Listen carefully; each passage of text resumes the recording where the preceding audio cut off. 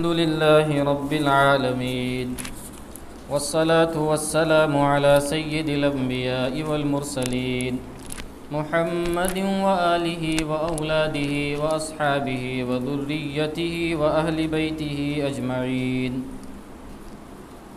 صلى الله تبارك وتعالى عليه وعلى آله وصحبه وبارك وسلم تسليما كثيرا كثيرا. أما بعد فأعوذ بالله من الشيطان الرجيم. بسم الله الرحمن الرحيم. إن الذين آمنوا وعملوا الصالحات أولئك هم خير البرية جزاؤهم عند ربهم جنات عدن تجري من تحتها الأنهار خالدين فيها أبدا رضي الله عنهم ورضوا عنه ذلك لمن خشي ربه صدق اللہ مولانا العظیم. حاضرین جلسہ،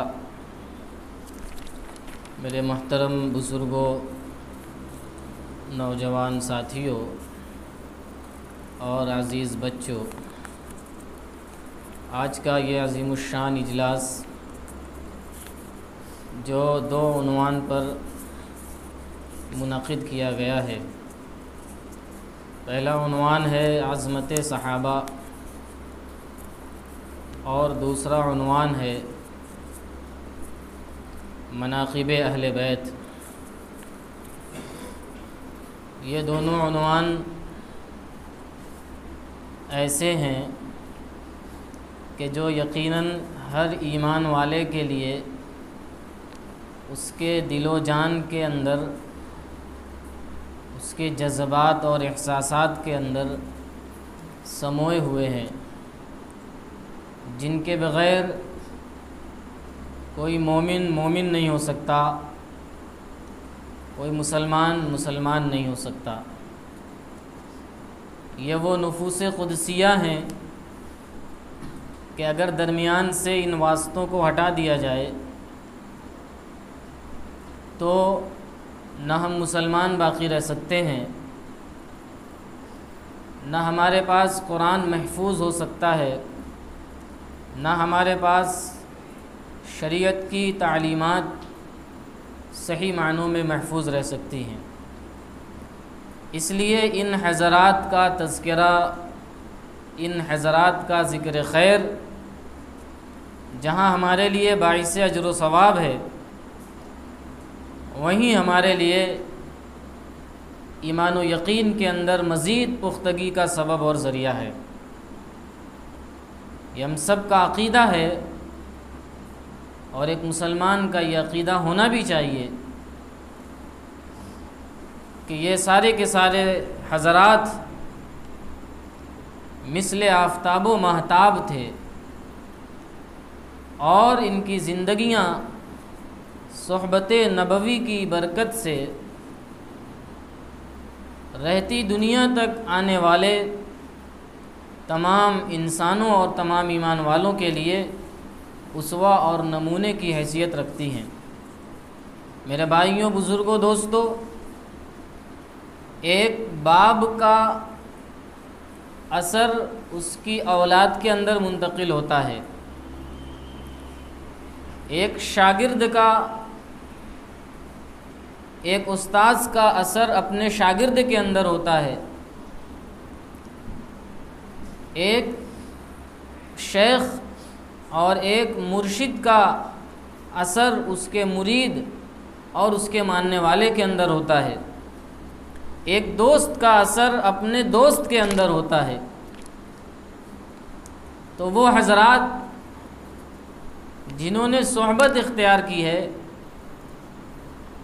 ایسی شخصیت کی اور ایسی ذات کی جنہیں اللہ تبارک و تعالی نے دنیا کی تمام خوبیوں سے نوازا تھا،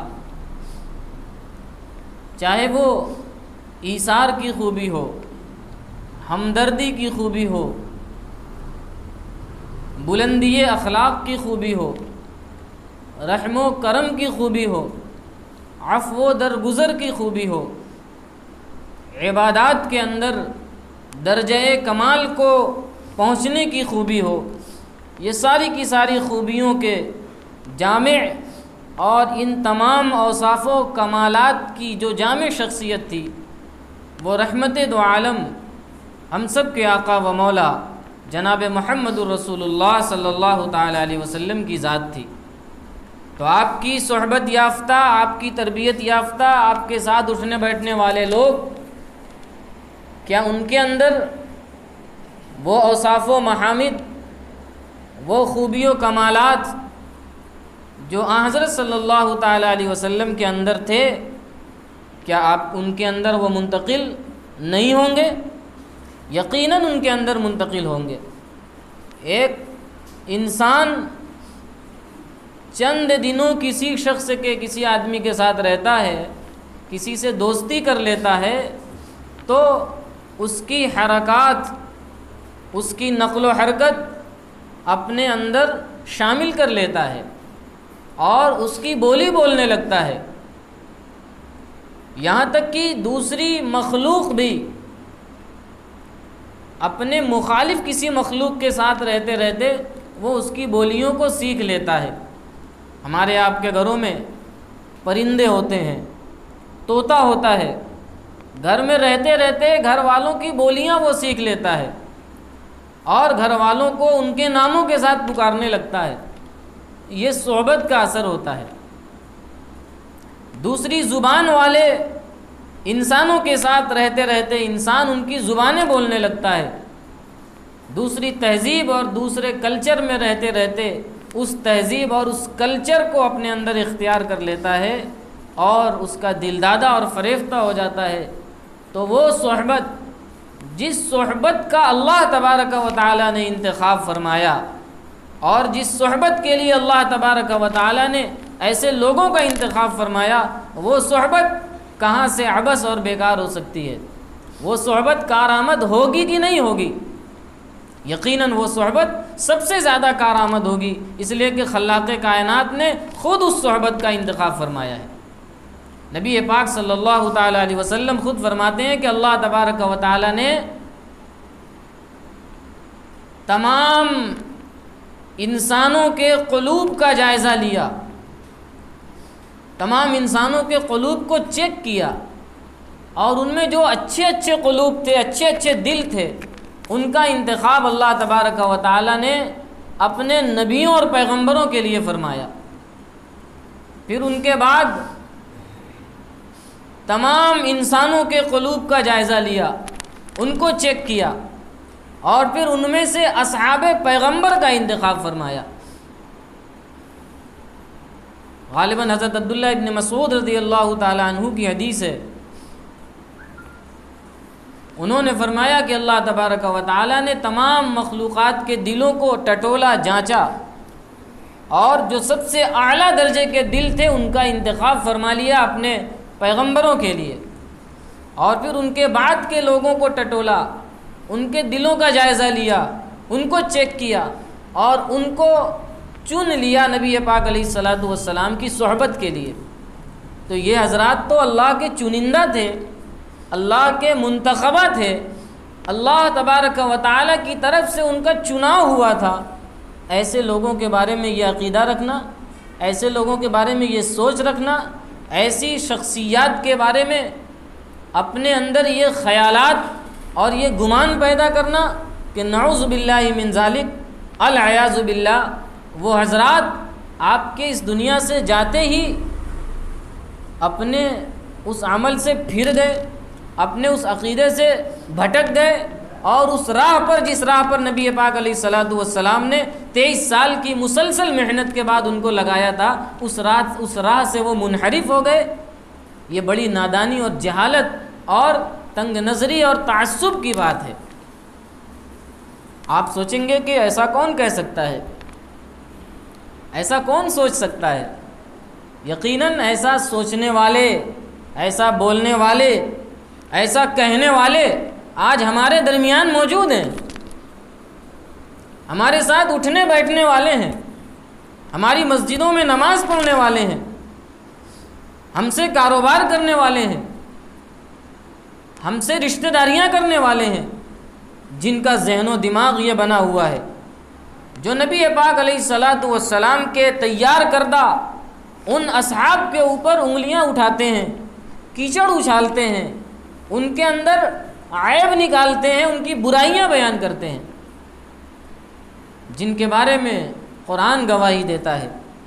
قرآن کی ایک دو نہیں، سینکڑوں آیتیں جن کی شان میں نازل ہوئی ہیں، جن کی منقبت میں نازل ہوئی ہیں، جن کے فضائل کو بیان کرتی ہیں، ان حضرات کی شخصیت کے اوپر، ان حضرات کی ذات کے اوپر انگلی اٹھانے والے اور کیچڑ اچھالنے والے، عیب نکالنے والے ہمارے درمیان موجود ہیں۔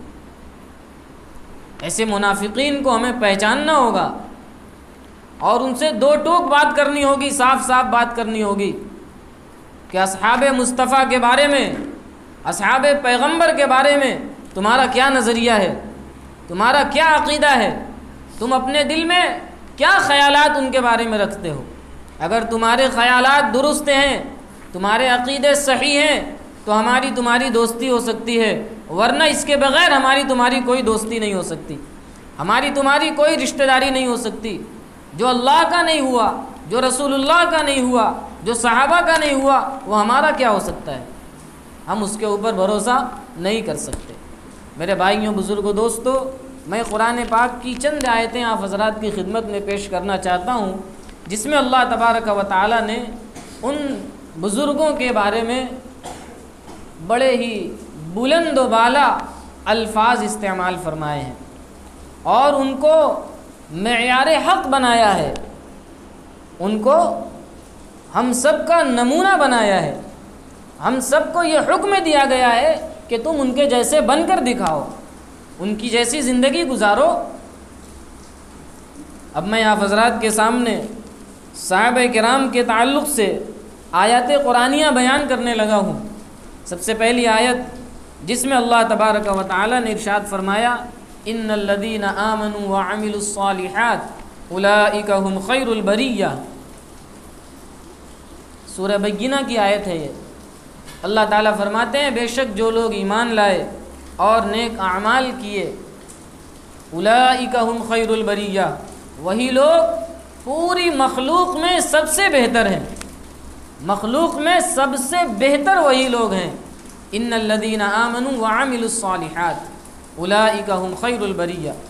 آگے فرمایا جزاؤہم عند ربہم جنات عدن تجری من تحتها الانہار خالدین فیہا ابدا رضی اللہ عنہم ورضوا عنہ ذلک لمن خشی ربہ۔ ان کا بدلہ کیا ہے؟ ایمان اور اعمال صالحہ کی بدولت ان کو بدلہ صلہ کیا ملے گا؟ اللہ تعالیٰ نے خود بیان فرما دیا کہ ان کو صلہ یہ ملے گا کہ ان کے رب کی طرف سے ان کو ایسے باغات ملیں گے، ایسی جنتیں ملیں گی جس کے نیچے سے نہریں بہتی ہوں گی، جو بڑی عالیشان ہوں گی، اور وہ اس میں ہمیشہ ہمیشہ رہیں گے۔ اور پھر ان کے بارے میں اللہ تعالیٰ نے ایک ٹائٹل دے دیا، اللہ نے انتخاب کیا ہے نا، چنا ہے، تو ان کا ٹائٹل بھی اللہ تبارک و تعالیٰ نے دیا کہ یہ ان کا ٹائٹل ہوگا، یہ ہمیشہ ان کے نام کا جز بنا رہے گا۔ رضی اللہ عنہم ورضوا عنہ، اللہ ان سے راضی، وہ اللہ سے راضی۔ رضی اللہ عنہم ورضوا عنہ۔ اسی لیے ہم لوگ جب بھی کسی صحابی رسول کا نام لیتے ہیں تو فوراً کہتے ہیں رضی اللہ تعالی عنہ، رضی اللہ تعالی عنہ، رضی اللہ تعالی عنہ۔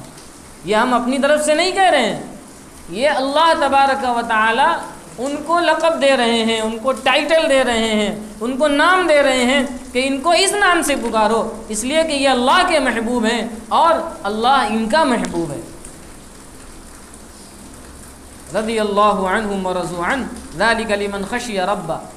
اس آیت کریمہ کے اندر اللہ تبارک و تعالی نے ان کو مخلوق میں سب سے افضل کہا۔ بھئی اس زمانے میں ایمان والے کون تھے؟ جب یہ آیت نازل ہو رہی تھی اس زمانے میں ایمان والے کون تھے؟ ظاہر ہے کہ وہ صحابہ کرام ہی تھے، ان کے علاوہ تو اور کوئی تھا نہیں اس زمانے میں، ہم اور آپ تھے نہیں، اور یہ نالائق بھی نہیں تھے جو آج ان کے خلاف زبانیں کھولتے ہیں، یہ بھی نہیں تھے، یہی صحابہ کرام تھے، انہی کے بارے میں اللہ تعالیٰ تو فرما رہے ہیں رضی اللہ عنہم ورضوا عنہ۔ پتہ چلا کہ یہ آیت صحابہ کرام کے بارے میں بالکل صریح ہے، بالکل واضح ہے، اور واضح اشارہ اور واضح اعلان اس آیت کے اندر ہے کہ وہ رضی اللہ عنہم ورضوا عنہ ہے، اللہ ان سے راضی۔ تو بتائیے، جن سے اللہ راضی ہو اور جو اللہ سے راضی ہوں ان کے بارے میں انگلی اٹھانا صحیح ہو سکتا ہے؟ یقیناً صحیح نہیں ہو سکتا۔ دوسری آیت جس میں اللہ تبارک و تعالی نے ان صحابہ کرام اور ساتھ ہی ساتھ جو ان کا اتباع کرنے والے ہیں، جو ان سے محبت رکھنے والے ہیں، ان کے بارے میں بھی اللہ تبارک و تعالی نے بڑا صاف اعلان فرما دیا ہے۔ اب آپ خوش ہو جائیے کہ آپ کا بھی تذکرہ آ رہا ہے، قرآن کی اس آیت کے اندر آپ کا بھی تذکرہ آنے والا ہے۔ آپ کہیں گے ہم لوگ تو تھے نہیں اس زمانے میں، ہمارا تذکرہ کیسے آگا؟ ہمارا تذکرہ بھی اس آیت کے اندر آ رہا ہے۔ اللہ تعالیٰ فرماتے ہیں والسابقون الاولون من المہاجرین والانصار والذین اتبعوہم بإحسان رضی اللہ عنہم ورضوا عنہ۔ سب سے پہلے تو اللہ تعالیٰ نے سابقین اولین کو بیان فرمایا کہ جو سب سے پہلے ایمان لانے والے ہیں، جو سابقین اولین ہیں، چاہے وہ مہاجرین میں سے ہوں چاہے وہ انصار میں سے ہوں، والذین اتبعوہم بإحسان، اور جو بعد میں آئے اور انہوں نے ان کا اتباع کیا، ان کے پیچھے پیچھے چلے، ان کے نقش قدم پر چلے، ان کے پیرو بنے، ان کے مرید بنے، ان کے راستے پر چلنے والے بنے، ان کے لیے اللہ تعالیٰ نے کیا فرمایا؟ رضی اللہ عنہم ورضوا عنہ، اللہ ان سے راضی ہوا اور وہ اللہ سے راضی ہوئے۔ تو اللہ تعالیٰ نے ہم سب کو اس میں شامل فرما دیا۔ بھائی ہم لوگ بھی تو صحابہ کرام کے متبع ہیں، ان کی اتباع کرنے والے ہیں، ان کے نقش قدم پر چلنے والے ہیں، اپنی نسبت ان سے جوڑنے پر اعزاز اور فخر محسوس کرنے والے ہیں۔ اللہ تبارک و تعالیٰ نے اس اعزاز اور اس نسبت کی لاج رکھتے ہوئے ہمیں اور آپ کو بھی اس میں شامل فرما لیا۔ تو اس زمانے میں مہاجرین اور انصار کون تھے؟ وہ صحابہ کرام تھے، حضور پاک علیہ الصلاۃ والسلام کے اصحاب تھے، آپ کے چہیتے ساتھی تھے، آپ کے ساتھ اٹھنے بیٹھنے والے تھے۔ ان کے بارے میں اللہ تعالیٰ نے فرمایا رضی اللہ عنہم ورضوا عنہ۔ تو جن کے بارے میں اللہ رضوان کا، رضامندی کا فیصلہ فرما رہا ہو، ان کے بارے میں اگر کوئی آج کا آدمی، آج کا کوئی پروفیسر، آج کا کوئی ڈاکٹر، آج کا کوئی مولوی اگر ان کے بارے میں کوئی ایسی ویسی باتیں کرتا ہے تو اس کی بات کو ریجیکٹ کر دیا جائے گا، اس کی بات کو منہ پر مار دیا جائے گا، اس کی بات کو قبول نہیں کیا جائے گا، اس لیے کہ اللہ تعالیٰ نے ان کے بارے میں تو صاف اعلان فرما دیا ہے کہ اللہ ان سے راضی ہے، وہ اللہ سے راضی ہیں۔ تیسری آیت میں اللہ تبارک و تعالیٰ نے ارشاد فرمایا لا يستوي منكم من انفق من قبل الفتح وقاتل اولئك اعظم درجة من الذين انفقوا من بعد وقاتلوا وكلا وعد الله الحسنى۔ ایک بات سمجھیں کہ صحابہ کرام سب کے سب عادل تھے، سب کے سب ثقہ تھے، سب کے سب معتبر تھے، سب کے سب آسمان رشد و ہدایت کے بلند مقام پر فائز تھے، اور سب کے سب نجوم ہدایت تھے۔ ان میں سے جس کا بھی اتباع کرو گے کامیاب ہو جاؤ گے، راہیاب ہو جاؤ گے۔ سب کے سب اللہ تبارک و تعالیٰ کے چہیتے تھے، سب کے سب نبی پاک علیہ الصلاۃ والسلام کی کامل اتباع اور اطاعت کرنے والے تھے، لیکن ان کے درمیان بھی فرق مراتب ہیں، ان کے درمیان بھی فرق مراتب ہیں۔ کسی کا مقام بڑا ہوا ہے، کسی کا مقام اس سے کچھ کم ہے، کسی کا مقام اس سے کچھ کم ہے۔ جیسے یہاں پہ ہم آپ بیٹھے ہوئے ہیں، ان میں جو حضرات عمر دراز ہیں، جو بڑے ہیں، جو بوڑھے ہیں، یقیناً ان کا مقام بڑا ہے۔ جو ان سے کم عمر کے ہیں ان کا مرتبہ ان سے کم درجے کا ہے، جو اس سے کم درجے عمر کے ہیں ان کا مرتبہ اس سے کم درجے کا ہے، جو بچے ہیں، چھوٹے ہیں، ان کا درجہ ان سے کم درجے کا ہے، ان کا مرتبہ اس سے بھی کم ہے۔ اسی طریقے سے حضرات صحابہ کرام رضوان اللہ تعالی علیہم اجمعین کے بارے میں اللہ تعالیٰ نے فرمایا کہ وہ لوگ جنہوں نے فتح مکہ سے پہلے، یعنی مکہ فتح ہونے سے پہلے جو ایمان میں داخل ہو گئے، جو شروع میں ایمان لانے والے ہیں، جبکہ ہر طرف مخالف ماحول تھا، ہر طرف دشمنوں کی طرف سے نہ جانے قسم قسم کی تکلیفیں دی جاتی تھیں، ہر طرف سے ان کو ستایا جاتا تھا، مارا پیٹا جاتا تھا، وطن چھوڑنے پر مجبور کیا جا رہا تھا، گرم پتھروں پر لٹایا جا رہا تھا، آگ کے گولے برسائے جا رہے تھے، کوڑے برسائے جا رہے تھے، طرح طرح سے ستایا جا رہا تھا۔ اس زمانے میں جو ایمان کے اوپر قائم تھا اور ڈٹا ہوا تھا، اس کی قربانی زیادہ ہے۔ اس زمانے میں جو ایمان لایا ہے وہ اعلیٰ درجے کا ہے، اس کا مقام سب سے بلند ہے۔ سب سے پہلے ایمان لانے والے سیدنا صدیق اکبر رضی اللہ تعالی عنہ ہیں، ان کا مقام و مرتبہ سب سے بلند ہے۔ شروع میں ایمان لانے والے حضرت علی مرتضیٰ ہیں، ان کا مقام زیادہ بلند ہے۔ اس زمانے میں ایمان لانے والے حضرت عثمان غنی رضی اللہ تعالی عنہ ہیں، اس زمانے میں ایمان لانے والے صہیب رومی ہیں، اس زمانے میں ایمان لانے والے بلال حبشی ہیں، اس زمانے میں ایمان لانے والے عمار و یاسر ہیں۔ تو ان حضرات کا مقام و مرتبہ جو شروع میں ایمان لائے، ان کا مقام و مرتبہ بڑھا ہوا ہے۔ اسی طریقے سے فتح مکہ سے پہلے جو ایمان لائے اور اس زمانے میں جنہوں نے اللہ کے راستے میں خرچ کیا، تو ان کا خرچ کرنا ان لوگوں کے مقابلے میں جنہوں نے فتح مکہ کے بعد خرچ کیا، ان کے مقابلے میں ان کا خرچ کرنا کم اجر و ثواب کا درجہ رکھتا ہے، اور جنہوں نے پہلے خرچ کیا ان کا مقام و مرتبہ اور ان کا اجر و ثواب ان سے بڑھا ہوا ہے۔ تو اس طریقے سے صحابہ کرام کے درمیان فرق مراتب ہیں، لیکن ہیں سب کے سب صحابی، ہیں سب کے سب رضی اللہ عنہم ورضوا عنہ۔ سب کا مقام و مرتبہ صحابی ہونے میں تو برابر ہے، لیکن افضلیت کے اندر اور فرق مراتب کے اندر ایک دوسرے سے افضل اور اعلیٰ بھی ہیں۔ میرے بھائیوں، بزرگوں، دوستو، اللہ تبارک و تعالی نے ان تمام کو بیان فرمایا اور پھر فرمایا وَكُلًّا وَعَدَ اللَّهُ الْحُسْنَى، سب کے لیے اللہ تعالیٰ نے حسنہ کا وعدہ فرمایا ہے، مغفرت کا وعدہ فرمایا ہے، جنت کا وعدہ فرمایا ہے۔ پتہ یہ چلا کہ جن لوگوں کے بارے میں اللہ تعالیٰ حسنہ کا یعنی مغفرت اور جنت کا وعدہ فرماتے ہیں، ان کے بارے میں ذرا بتائیے، کیا کوئی مسلمان یہ عقیدہ رکھ سکتا ہے، یہ سوچ اختیار کر سکتا ہے کہ وہ ثقہ نہیں تھے، وہ عادل نہیں تھے؟ نعوذ باللہ من ذالک۔ حضور پاک علیہ الصلوۃ والسلام کے اس دنیا سے پردہ فرمانے کے بعد، جانے کے بعد، وہ اس راستے سے پھر گئے تھے، نعوذ باللہ وہ مرتد ہو گئے تھے۔ ایسا عقیدہ کوئی صاحب ایمان نہیں رکھ سکتا۔ یہ 3 آیتیں میں نے آپ کے سامنے تلاوت کی، جن میں اللہ تبارک و تعالی نے صحابہ کرام کو معیار حق بنایا ہے، ان کے لیے جنت کا وعدہ فرمایا ہے، ان کے لیے مغفرت کا اعلان فرمایا ہے، ان کے اعلیٰ مرتبے اور مقام کو بیان فرمایا ہے۔ اس کے علاوہ بھی بہت ساری آیتیں قرآن پاک کی صحابہ کرام کی عظمت کے اوپر دلالت کرتی ہیں، ان کے مقام و مرتبہ کو واضح طور پر بیان کرتی ہیں۔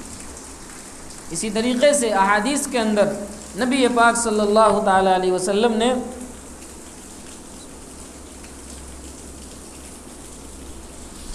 احادیث کے اندر نبی اکرم صلی اللہ تعالی علیہ وسلم نے اپنے صحابہ کے فضائل، ان کے محامد اور ان کی خوبیوں کو بیان فرمایا ہے، ان کے درجات کو بیان فرمایا ہے۔ ایک حدیث ہے حضرت ابو سعید خدری رضی اللہ تعالی عنہ سے مروی ہے، فرماتے ہیں قال رسول اللہ صلی اللہ علیہ وسلم لا تسبوا اصحابی لو ان احدکم انفق مثل احد ذهبا ما بلغ مد احدهم ولا نصیفه او کما قال رسول اللہ صلی اللہ علیہ وسلم، کہ پیغمبر علیہ الصلوۃ والسلام ارشاد فرماتے ہیں کہ میرے صحابہ کو برا بھلا مت کہو، میرے ساتھیوں کو برا بھلا مت کہو، کیونکہ اگر تم میں سے کوئی شخص احد پہاڑ کے برابر بھی سونا خرچ کر دے گا اللہ کے راستے میں، تو ان کا ایک مد یا آدھا مد خرچ کرنے کے برابر بھی وہ نہیں پہنچ سکتا۔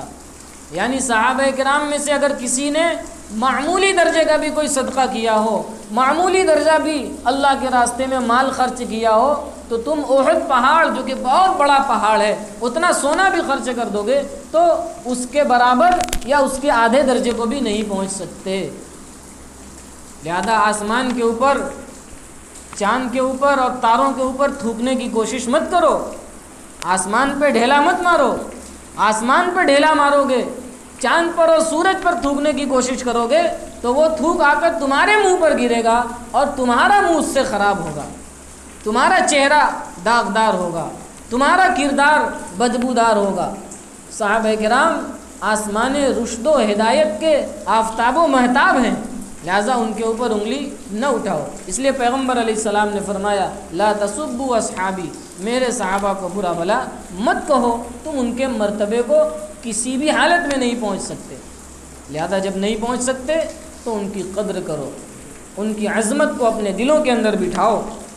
یہ حدیث پاک ہمیں یہ درس دیتی ہے کہ صحابہ کرام کے بارے میں ہم اپنی زبانوں کو بند رکھیں، اپنی زبانوں پر ایسی کوئی بات نہ لائیں جو کسی بھی صحابی کی ادنا سی ادنا بھی تنقیص جس سے ہوتی ہو، ادنا درجے کی بھی جس سے تنقیص ہوتی ہو، اس سے بھی اپنے آپ کو بچائیں۔ صحابہ کے بارے میں زبانیں نہ کھولیں۔ میرے بھائیوں، بزرگوں، دوستوں، بڑے مشہور محدث ہیں حضرت امام ابو زرعہ رازی رحمۃ اللہ علیہ، بہت پائے کے محدث ہیں، بہت اعلیٰ درجے کے محدث ہیں۔ فرماتے ہیں کہ اذا رأيت الرجل ينتقص من اصحاب رسول اللہ صلی اللہ علیہ وسلم، کہ جب تم کسی ایسے شخص کو دیکھو جو پیغمبر علیہ الصلاۃ والسلام کے صحابہ کی تنقیص کرتا ہو، ان میں سے کسی کی عیب جوئی کرتا ہو، کسی کی برائی بیان کرتا ہو، تو فاعلم انہ زندیق، تو جان لو کہ وہ زندیق ہے، جان لو کہ وہ زندیق ہے، وہ ملحد ہے، وہ دائرہ اسلام سے نکلا ہوا ہے۔ پھر کیا فرمایا؟ وذالک، اور یہ اس وجہ سے ہے، ان الرسول حق والقرآن حق وما جاء به حق، کہ تم جان لو کہ رسول اللہ صلی اللہ تعالی علیہ وسلم وہ برحق ہیں، اور جو قرآن آپ لے کر آئے وہ قرآن بھی برحق ہے، جو دین اور شریعت آپ لے کر آئے وہ دین و شریعت بھی برحق ہے، اور اس دین و شریعت کو حضور پاک علیہ الصلاۃ والسلام سے لے کر امت تک پہنچانے والے جو لوگ ہیں وہ صحابہ کرام ہیں۔ انما ادى الینا کلہ الصحابۃ، یہ سارا کا سارا دین، یہ سارا کا سارا قرآن، یہ ساری کی ساری شریعت جنہوں نے حضور سے لے کر امت تک پہنچایا وہ حضرات صحابہ کرام ہیں۔ وہؤلاء یریدون ان یجرحوا شہودنا، اور یہ لوگ یعنی جو منتقصین ہیں، جو نقص نکالنے والے ہیں، جو کمیاں نکالنے والے ہیں، جو کیڑے تلاش کرنے والے ہیں، یہ ہمارے گواہوں کو، ہمارے شہداء کو، ہمارے گواہوں کو مجروح کرنا چاہتے ہیں۔ بھئی دین کے اوپر گواہ کون ہے؟ قرآن نازل ہو رہا تھا، کن کے سامنے نازل ہو رہا تھا؟ صحابہ کے سامنے نازل ہو رہا تھا۔ قرآن کے احکام نازل ہو رہے تھے، کن کے سامنے نازل ہو رہے تھے؟ صحابہ کے سامنے نازل ہو رہے تھے۔ قرآن کے اندر نماز کا حکم ہوا، نماز پڑھ کر پیغمبر علیہ الصلاۃ والسلام نے دکھایا، دیکھنے والے صحابہ، نماز دیکھنے والے صحابہ، نماز کو نقل کرنے والے صحابہ، نماز کو سیکھنے والے صحابہ، حج کرنے والے پیغمبر علیہ الصلاۃ والسلام، حج کو پیغمبر سے سیکھنے والے صحابہ، پیغمبر کو حج کرتے ہوئے دیکھنے والے صحابہ، پیغمبر علیہ الصلاۃ والسلام زکوٰۃ ادا کر رہے ہیں، زکوٰۃ کو پیغمبر ادا فرما رہے ہیں، آپ کی زکوٰۃ کو وصولنے والے، آپ کی زکوٰۃ کو لوگوں تک پہنچانے والے، آپ کی زکوٰۃ کو دیکھنے والے بھی صحابہ۔ اسی طریقے سے شریعت کے تمام احکام کو آپ دیکھ لیجئے کہ وہ سارے کے سارے احکام صحابہ کرام کے ذریعے سے ہم تک منتقل ہوئے ہیں۔ اگر درمیان سے ان کو ہٹا دیا جائے گا تو دین کی عمارت دھڑا دھڑ گر جائے گی، کوئی بھی دین کا حکم باقی نہیں رہ پائے گا۔ صحابہ کرام وہ مضبوط ستون ہیں، مضبوط پلر ہیں دین کے، اگر درمیان سے ان کو ہٹا دیا جائے تو دین کی عمارت دھڑام سے گر جائے گی، کچھ بھی باقی نہیں رہ پائے گا۔ اسی لیے امام ابو زرعہ رازی رحمۃ اللہ علیہ نے فرمایا کہ وہؤلاء، اور یہ لوگ یعنی یہ منتقصین، یہ نقص نکالنے والے، یہ کمیاں تلاش کرنے والے، یریدون ان یجرحوا شہودنا، یہ چاہتے ہیں کہ ہمارے گواہوں کو مجروح کر دیں. شریعت کی گواہی دینے والے، شرعی احکام کو بیان کرنے والے صحابہ جو ہیں ان کو مجروح کر دیں، ان کو داغدار بنا دیں، ان کو بدنام کر دیں. اور جب وہی بدنام ہو جائیں گے، جو گواہ ہیں وہی بدنام ہو جائیں گے، تو پھر سارا معاملہ بھی وہ دھڑام سے گر جائے گا. بھئی کسی معاملے میں عدالت میں آپ گواہ پیش کر دیجئے،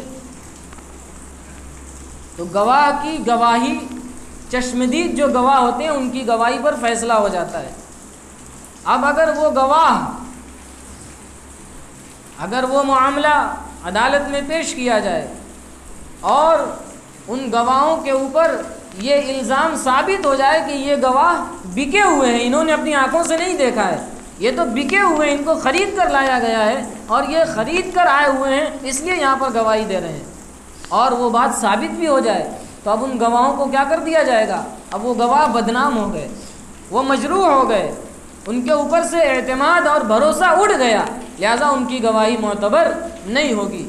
اب جس چیز کی گواہی دینے کے لیے وہ آئے تھے، اب وہ چیز بھی غیر معتبر ہو جائے گی، اس چیز کا بھی کوئی اعتبار نہیں کیا جائے گا، اس لیے کہ اس کا دار و مدار ان گواہوں کے اوپر تھا. جب گواہ ہی نہیں رہے تو اب وہ معاملہ بھی، وہ شے بھی غیر معتبر ہو جائے گی. اسی طریقے سے شریعت کے گواہ، شرعی احکام کے گواہ، کتاب و سنت کے گواہ صحابہ کرام ہیں. اگر ان صحابہ کرام کو مجروح کر دیا جائے گا میرے بھائیوں، بزرگوں، دوستوں، پورا کا پورا دین وہ باطل ہو جائے گا، ختم ہو جائے گا، برباد ہو جائے گا، دین کے اوپر سے اعتماد اور بھروسہ اڑ جائے گا. اسی لیے آج جتنے بھی باطل نظریات ہیں وہ سب کے سب سے پہلا حملہ اگر کرتے ہیں تو صحابہ کرام کے اوپر کرتے ہیں. آپ دیکھ لیجئے، چاہے وہ شیعیت ہو، چاہے وہ غیر مقلدیت ہو، چاہے وہ رضا خانیت ہو، چاہے وہ مودودیت ہو، چاہے وہ شکیلیت ہو، چاہے وہ قادیانیت ہو، چاہے وہ یہودیت ہو، چاہے وہ عیسائیت ہو، ان تمام لوگوں کو دیکھ لیجئے، ان سب کا نشانہ، پہلا نشانہ صحابہ کرام کی ذات پر ہوتا ہے. حضور پاک علیہ الصلوۃ والسلام پر نشانہ نہیں سادھتے، قرآن پر ڈائریکٹ حملہ نہیں کرتے، احادیث پر ڈائریکٹ حملہ نہیں کرتے، چور دروازہ اختیار کرتے ہیں اور صحابہ کرام کی ذات کے اوپر ڈاکہ ڈالتے ہیں کہ جب یہ جو گواہ ہیں یہی جب غیر معتبر ہو جائیں گے تو دین تو آٹومیٹک غیر معتبر ہو جائے گا، اس کا کوئی اعتبار باقی نہیں رہ جائے گا. اس لیے میرے بھائیوں، بزرگوں، دوستوں، ان چیزوں کو سمجھنا بہت ضروری ہے، ان کو سمجھنا بہت ضروری ہے، ورنہ دین سے ہم ایسے نکل جائیں گے ہمیں اس کی خبر بھی نہیں ہوگی. دین سے ہم اس طریقے سے نکل جائیں گے ہمیں خبر بھی نہیں ہوگی. اگر کسی ایک صحابی کے بارے میں بھی ہمارے دل کے اندر کوئی کجی آ گئی، ہمارے دل کے اندر کوئی بال آ گیا تو ہم ایمان سے نکل جائیں گے. اس لیے میرے بھائیوں، بزرگوں، دوستوں، اصحاب مصطفیٰ، اصحاب پیغمبر کے بارے میں ہمارا عقیدہ بالکل صاف ہونا چاہیے کہ تمام کے تمام صحابہ کرام ثقہ تھے، عادل تھے، معتبر تھے، معیار حق تھے. اللہ تبارک و تعالی نے ان کو معیار بنایا. فَإِنْ آمَنُوا بِمِثْلِ مَا آمَنْتُمْ بِهِ وَإِذَا قِيلَ لَهُمْ آمِنُوا كَمَا آمَنَ النَّاسِ. اللہ تعالیٰ کہہ رہے ہیں کہ ایمان لاؤ جیسا لوگ ایمان لائے. وہ کون لوگ تھے اس زمانے میں ایمان لانے والے؟ کن کے ایمان کو آئینہ کی طرح پیش کیا جا رہا ہے کہ ان کے جیسا ایمان لے کر آؤ؟ کون تھے وہ صحابہ کرام تھے، انہی کے جیسا ایمان لانے کو کہا جا رہا ہے. فَإِنْ آمَنُوا بِمِثْلِ مَا آمَنْتُمْ بِهِ فَقَدِ اهْتَدَوْا. اگر ان کے جیسا ایمان لاؤ گے تو تم راہیاب ہوگے، سیدھے راستے پر ہوگے، اور اگر ان کے جیسا ایمان نہیں ہوگا تو تمہارا ایمان معتبر نہیں ہوگا. اس لیے حضور پاک صلی اللہ تعالی علیہ وسلم کی 23 سالہ محنت، اور یہ لوگ جو کیڑے نکالتے ہیں نا، یہ پیغمبر علیہ الصلاۃ والسلام کی ذات پر حملہ کرتے ہیں. وہ کیسے؟ میں نے شروع میں کہا تھا کہ استاذ کا اثر شاگرد پر پڑتا ہے. تو ایک معمولی درجے کا استاد، ایک جوتا اور چپل سلنے والا استاد، کسی کو جوتا چپل سلنے کا ڈھنگ سکھا دیتا ہے اور وہ اس سے سیکھ لیتا ہے تو زندگی بھر وہ اس کام میں لگا رہتا ہے. اپنے استاد سے سیکھی ہوئی چیز کو وہ یاد رکھتا ہے۔ تو ایک معمولی درجے کا دنیا کا کام اور دنیا کا استاد جب اس کا شاگرد اس سے سیکھنے کے بعد زندگی بھر اس کو یاد رکھتا ہے اور اس عمل کو کرتا رہتا ہے، تو جس مقصد کے لیے اللہ تبارک و تعالی نے حضرت صلی اللہ تعالی علیہ وسلم کو مبعوث فرمایا تھا اور جو مشن دے کر آپ کو بھیجا تھا، اس مشن کے اندر آپ علیہ الصلاۃ والسلام نے 23 سال محنت فرمائی، اور اس محنت کے نتیجے میں جو جماعت تیار ہوئی، جو معیار جماعت تیار ہوئی، جو نمونہ اور آئیڈیل آپ نے تیار فرمایا، اگر آپ کے جانے کے بعد ہی وہ لوگ نعوذ باللہ ادھر ادھر ہو جائیں گے، پھر جائیں گے، تو بتائیے اس میں استاد کی کتنی بڑی ناکامی ہے۔ کہ الیاذ باللہ آپ علیہ الصلاۃ والسلام نے اللہ کے حکم کو ادا کرنے میں، اللہ کی طرف سے جو ذمہ داری دی گئی تھی اس کو پورا کرنے میں اس قدر کوتاہی فرمائی کہ 23 سال کی محنت کے نتیجے میں کچھ لوگ تیار ہوئے، اور پھر آپ کے جاتے ہی، آپ کے ممبر سے اترتے ہی، آپ کے دنیا سے جاتے ہی، آپ کے مصلی پر کھڑے ہو کر ان لوگوں نے دین کے اندر تحریف کر دی، دین کے اندر تبدیلی کر دی۔ یہ کتنا بڑا اعتراض ہے، کتنا بڑا الزام ہے پیغمبر علیہ الصلاۃ والسلام کے اوپر کہ آپ کی تربیت میں اس قدر کمی تھی۔ الیاذ باللہ ایسا کوئی کمزور سے کمزور درجے کا ایمان والا بھی سوچ نہیں سکتا، اس کے وہم و گمان میں بھی یہ بات نہیں آ سکتی۔ اللہ نے تو آپ کو بہت ہی عظیم الشان مبلغ اور معلم بنا کر بھیجا تھا، اور آپ کا عکس، آپ کا پرتو ان صحابہ کرام کے اوپر پڑا، اور ان میں سے ایک ایک شخص آفتاب و مہتاب بنا، رشد و ہدایت کا مینار بنا، منبع علم و فیضان بنا، جو جدھر چلا جاتا تھا پورا کا پورا علاقہ فتح کر لیتا تھا، جو جس راہ پر نکل جاتا تھا لوگوں کو دیوانہ بنا دیتا تھا، اور ایسے ایسے لوگ ان کو دیکھ کر ان کے قدموں میں گر جاتے تھے اور کلمہ پڑھ کر مسلمان ہو جاتے تھے۔ یہ کوئی معمولی بات نہیں تھی، یہ حضور کی تربیت اور صحبت کا نتیجہ تھا۔ اسی طریقے سے مشہور حدیث ہے کہ پیغمبر علیہ السلام نے فرمایا کہ میری امت جس طریقے سے بنی اسرائیل 72 فرقوں میں بٹ گئی تھی، میری امت بھی 73 فرقوں میں بٹ جائے گی۔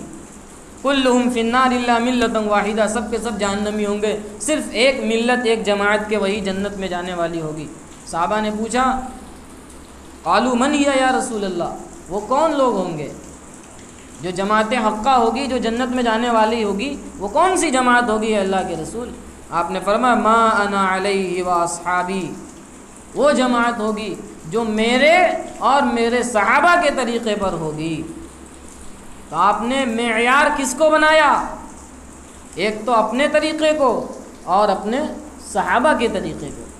ذرا بھلا بتائیے کہ اگر صحابہ کرام معیار نہ ہوتے، وہ مثال اور نمونہ نہ ہوتے، تو پیغمبر علیہ الصلاۃ والسلام یہ کیوں فرماتے کہ میرے اور میرے صحابہ کے طریقے پر جو ہوگا وہی معیار ہوگا، وہی جماعت حقہ ہوگی، وہی جماعت جنت میں جانے والی ہوگی۔ تو اس حدیث پاک سے بھی یہ بات معلوم ہوتی ہے کہ حضور پاک علیہ الصلاۃ والسلام نے جن لوگوں کو تیار فرمایا تھا، جو جماعت تیار فرمائی تھی، وہ جماعت حقہ ہے، وہ معیار ہے، اور ہم سب کو ان کے نقش قدم پر چلنے کی تاکید فرمائی ہے۔ میرے بھائیوں، بزرگوں، دوستوں، باتیں تو بہت ساری ہیں، لیکن یہ موضوع بھی بڑا عظیم الشان ہے کہ اگر اس موضوع پر گفتگو کی جائے تو وقت کم پڑ جائے گا۔ صحابہ کرام کی زندگیاں ایسی کھلی ہوئی کتاب ہے، اور ایسی ایسی باتیں ان کے اندر ہیں کہ اگر ان کو بیان کیا جائے تو یقیناً اس کے لیے ایک لمبا وقت درکار ہے۔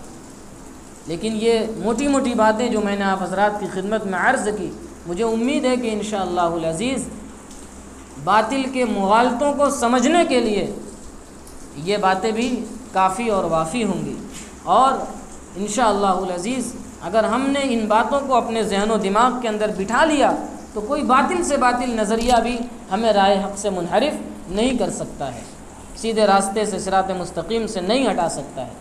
اللہ کے نبی علیہ السلام نے فرمایا اللہ فی اصحابی لا تتخذوہم غرضا من بعدی، کہ سن لو، آگاہ ہو جاؤ، روزانہ ہر جمعہ کو آپ خطیب کی زبانی، امام کی زبانی یہ حدیث سنتے ہوں گے، اللہ فی اصحابی لا تتخذوہم غرضا من بعدی، کہ خدا کے واسطے میرے صحابہ کے بارے میں اللہ سے ڈرتے رہنا، میرے صحابہ کے بارے میں اللہ سے ڈرتے رہنا، میرے بعد ان کو نشانہ مت بنا لینا، میرے بعد ان کو تنقید کا نشانہ مت بنا لینا، لا تتخذوهم غرضا من بعدی۔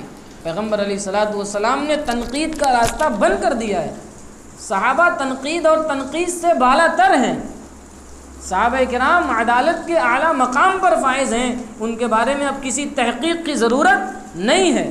وہ ساری تحقیقات خود پیغمبر علیہ السلام نے کر کے امت کے سامنے پیش کر دی ہیں کہ یہ بالکل منقع اور صاف ستھرے لوگ ہیں، لہذا ان کے بارے میں اب تمہیں کچھ سوچنے کی ضرورت نہیں ہے۔ ان میں سے جس کو بھی اختیار کر لوگے، پسند کر لوگے، چن لوگے، ہدایت پر قائم ہو جاؤ گے۔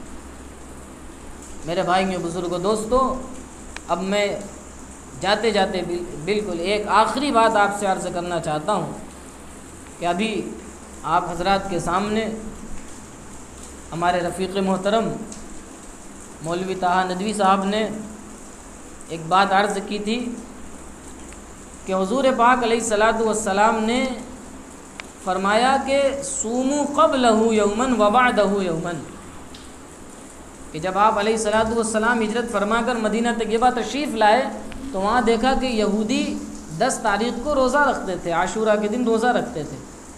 وجہ بتائی کیوں رکھتے تھے؟ موسیٰ علیہ السلام کو نجات ملی تھی، ان کی قوم کو نجات ملی تھی، بنی اسرائیل کو فرعونیوں سے نجات ملی تھی، اس لیے شکرانے کے طور پر روزہ رکھتے تھے۔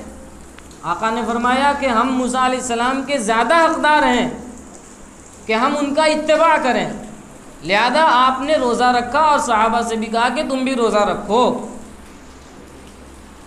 اور آپ نے یہ بھی فرمایا کہ وخالف الیہود صوموا قبلہ یوماً وبعدہ یوماً، کہ اس میں یہودیوں کی مخالفت کرو۔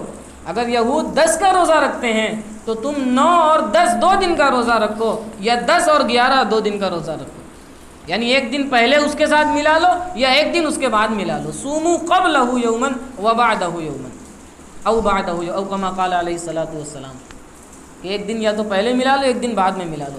ذرا یہاں پر ہم ٹھنڈے دل سے غور کریں، اپنے گریبان میں جھانکیں اور بہت ہی سمجھ بوجھ کے ساتھ، ٹھنڈے دل کے ساتھ تنہائی میں بیٹھ کر غور کریں، سوچیں کہ حضور پاک علیہ الصلوۃ والسلام نے عبادت کے معاملے میں مشابہت اختیار کرنے سے کیوں منع فرمایا؟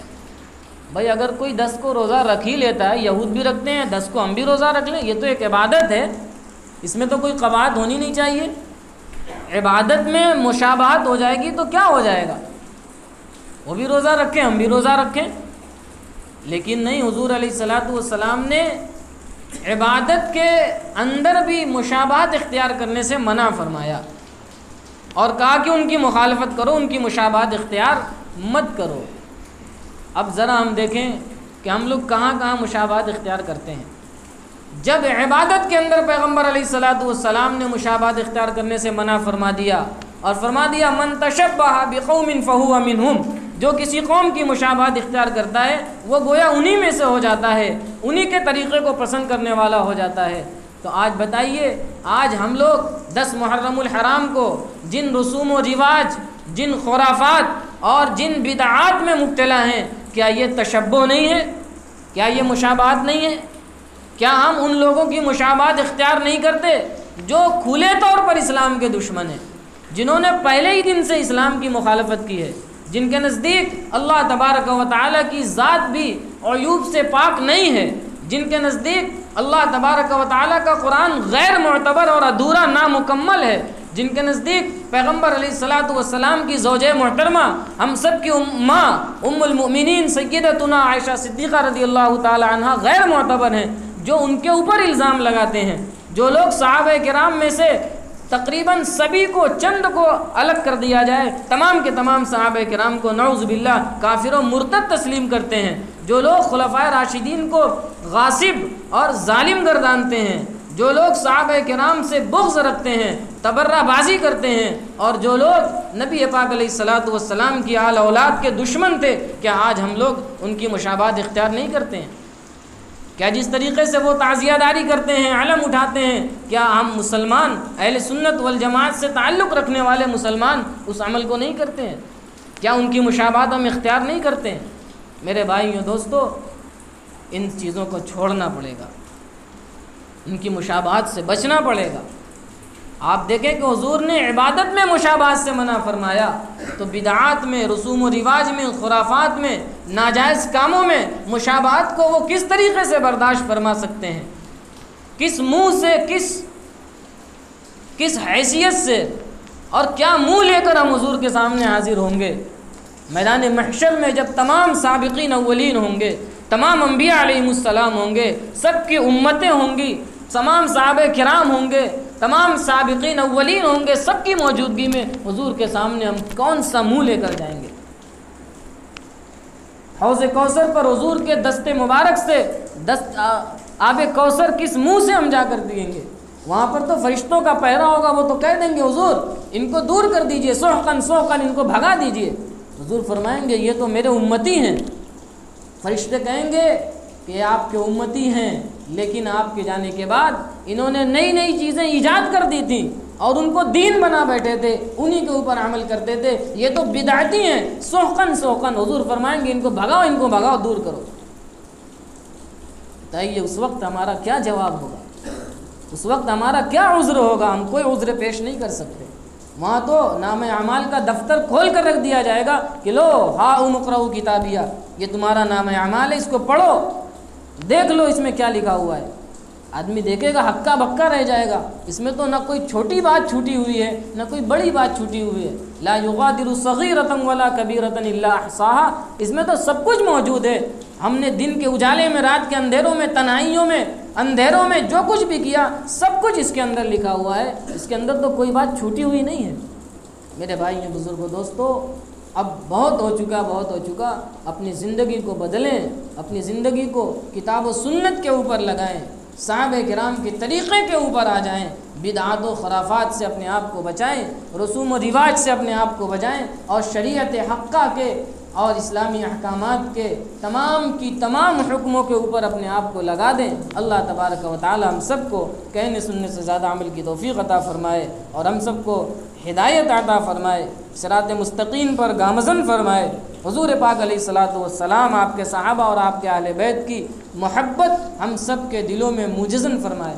آمین۔ وآخر دعوانا ان الحمد للہ۔